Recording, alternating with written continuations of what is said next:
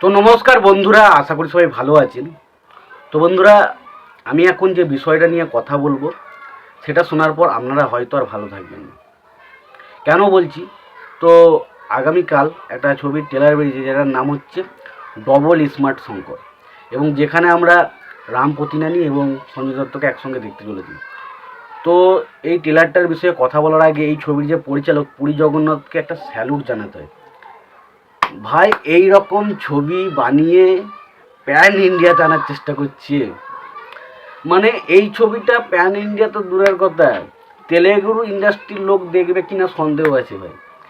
কি বানিয়েছে এটা, কি বানিয়েছে, মানে জাস্ট মাথাটা ধরে গেল ট্রেলারটাতে। কি হয়েছে এটা? এটা কোনো ট্রেলার হয়েছে?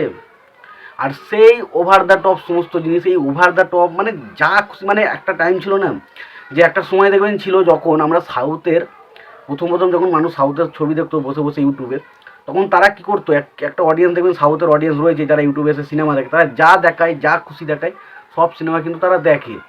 কিন্তু তাদেরকে যখন আপনি বলবেন যে 200 টাকা খরচা করে সিনেমা হলে গিয়ে সিনেমাটা দেখো, ঘন্টা যাবে। তো আমার সেটাই মনে হয়েছে, এই যে ডবল স্মার্ট শঙ্কর, এই ছবিটা এমনিই মানুষ প্রথমত খুব একটা কারো মানুষের মধ্যে এক্সপেকটেশন নেই। যারা বলছে যে এই ছবিটা নিয়ে প্রচুর আলাদা, আমাদের মধ্যে একটা বিশাল আলাদা রকম হাইপ রয়েছে। আমি বলছি ঘন্টা আছে, কিচ্ছু নেই। এবার তারপর ভেবেছিলাম হয়তো স্মার্ট শঙ্কর ছবিটা এমনি ওভার দ্য টপ ছিল, এবং সেটা দেখুন ইউটিউবে অ্যাভেলেবেল ছিল, ফ্রিতে ছিল, মানুষ দেখেছে, সময় কাটানো যাচ্ছে না, তো দেখা যাক একটু সময় কাটানোর জন্য একটু দেখি। বাট ওই ছবিটা দেখার জন্য হলে যদি 200 টাকা, বা আপনি যদি বলেন যে ইউটিউবে 50 টাকা লাগবে সিনেমাটা দেখার জন্য, ঘন্টা কেউ দেখবে না ছবিটা, এরকম একটা পজিশন ছিল। মানে ছবিটা এতটাও ভালো, কখনোই ভালো ছবি হয়নি।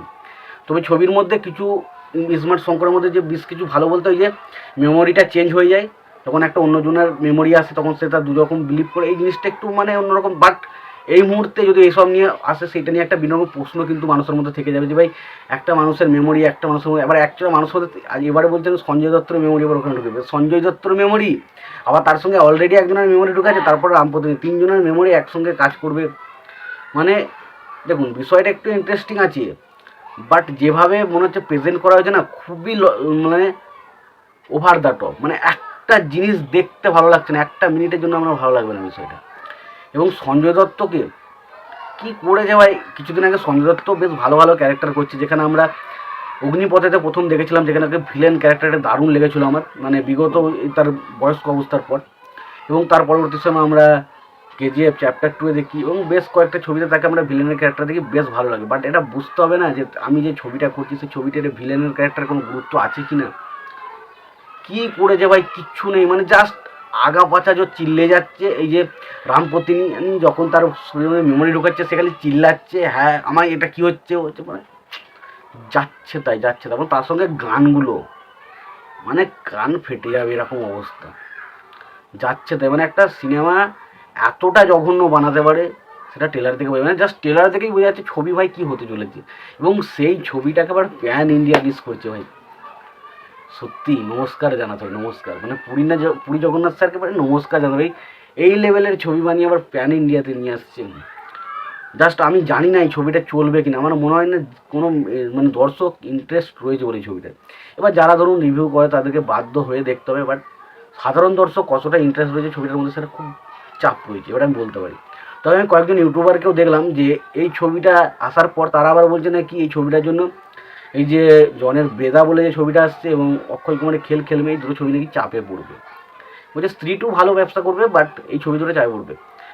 কোন লেভেল থেকে তাদের মনে হচ্ছে, আমি এটা মানতে পারি হয়তো সাউথের বা প্যান ইন্ডিয়া রামপতিনের একটা মানুষ দেখে ছবি, বাট সেটা কিন্তু সিনেমা হলের অডিয়েন্স না, সেটা ইউটিউবের অডিয়েন্স। সেটা আপনি ইউটিউবে হলে হয়তো বলতে পারতেন বা কম্পেয়ার করতে পারতেন যে হয়তো ডবল স্মার্ট সংকটটা মানুষ বেশি দেখবে বেদা বা ইয়ের থেকে, বাট এটা হবে না।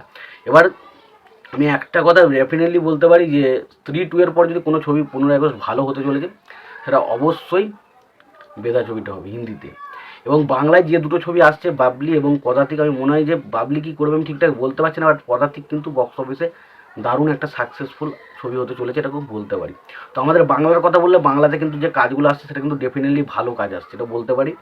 এবং তার পাশাপাশি হিন্দিতে আমি স্ত্রী 2 নিয়ে এক্সাইটেড রয়েছি, এবং বেদা ছবিটা অবশ্যই মনে হচ্ছে একটা ভালো ছবি হবে। বাকি ছবি খেলবে এবং এটা এবং খেল খেলমে ছবিটার ট্রেলারটা তবুও দেখে একটু ভালো লেগেছিলো, বাট এই ট্রেলারটা আমার ভাই অতীব যখন হলো অতীব খাজা, মানে জাস্ট বলে বোঝাতে পারবো না তোমাদের।